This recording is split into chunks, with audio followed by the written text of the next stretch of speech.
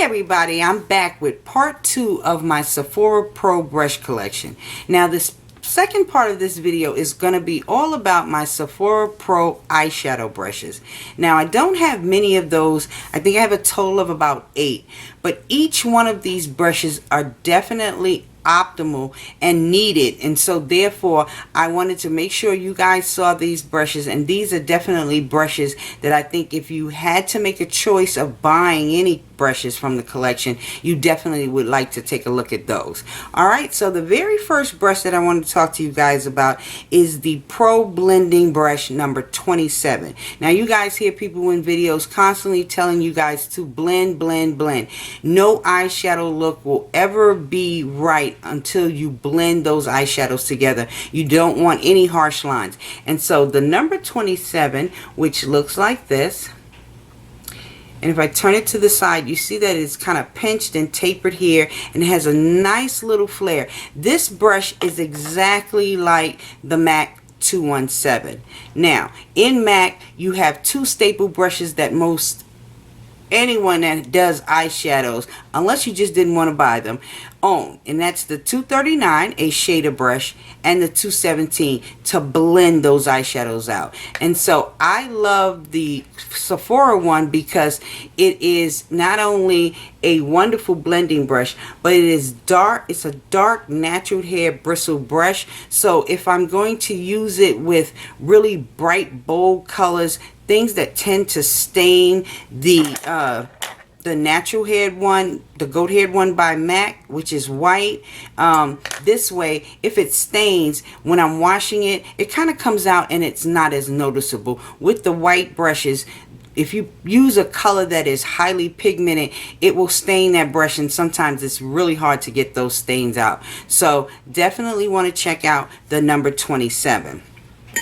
The next brush that I want to show you guys is the Pro Precision Smudger brush, and that is the number 29, and it looks like this.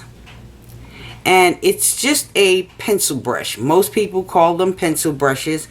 They come, almost every brand has one. Here's my pencil brush in my Sephora set. It has white bristle brushes.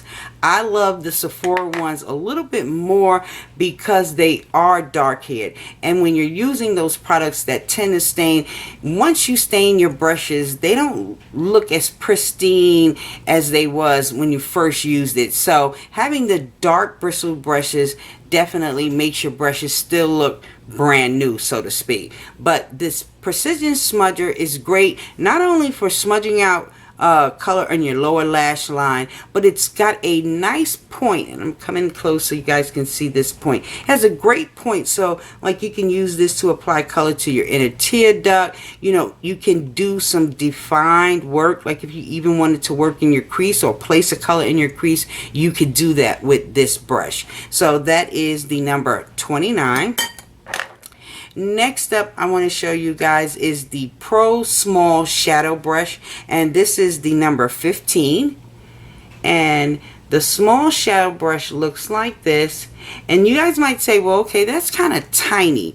But there are a lot of people out there that have a very small lid space to work with. So to have a brush like, for example, I'm going to show you this one too. This is the Pro Shadow brush, and it's the number 14.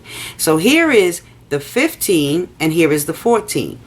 The 14 would probably be considered like a medium shader brush. So you always have a small, a medium, and then you have a large. You know, some people have a larger eye space to work with, so using something little like this, they would probably use this more for detailing type of work. But for someone with the small lid space, or me, I love the smaller brush, and these I love because this can pack the color on your lid with no problem. You can pack the color on and lay those colors down and go on about your business. The medium shader, the number 14, this is pretty much for me. I use it as a wash of color on my lid because it is rather big. I don't, as you guys can see it up against my eye, I definitely don't necessarily always need a big shader brush. So when I'm using this one, I use this one more just like I said for a wash of color. So you have your 15 and your 14. Definite must-haves. Next up, I'm going to show you guys is the Pro Tapered Crease Brush. And you always hear people talk about crease. And for all of guys out there who don't know what a crease is, okay, the crease is the point, and I'm going to take the end of the handle, is the point in which if you were to take your finger and your eye would kind of sink into where you could feel your brow socket, the socket of your eye, that is your crease. I know there are some people out there that don't have a natural crease, so they have to make a crease. But this tapered crease brush, which looks like this, and it's tapered on the sides, and it kind of tapers up to a slight little point, is wonderful, especially when you have a tight crease area or you want to really like just blow out your crease. You can do that. Being tapered allows you to place the color and then blend it out. So there is the number 19, the tapered crease brush. Next up is the Pro Crease Brush, just a flat out crease brush, no specialness to it. It is the number 10, and this is the crease brush, and I will put it up against next to the 19. So here's the tapered crease, and this is just a regular crease. And you'll hear people tell you to use your crease brush, and you just see people doing the little squiggles or the windshield wiper motions to bang out their crease. So definitely I would get a number 10 or a number 19 or just a 10, whichever you like to do. Get them both, get them all. All right. All right, guys, I know I'm being silly. And then last up is the Pro Precision Crease Brush. And you guys said, okay, Naya, that's a lot of crease brushes, but crease brushes are vital. Like they serve a multitude of purposes, whether you're just laying the color down in your crease, whether you're blending the color out in your crease, or whether you want to be detailed and do things like cut creases and things like that. Well, this Precision Crease Brush, the number 17, looks like this. It's very fine. It's a very detailed type of brush, and they call it a precision crease brush because, once again, like I said, if you're doing things like a cut crease or you have a very tight crease area, you want something that's going to be able to fit right into that crease and really blend those lines out so that you don't have harsh lines. So definitely this one is more of a detailed type of crease brush. Is it a must-have?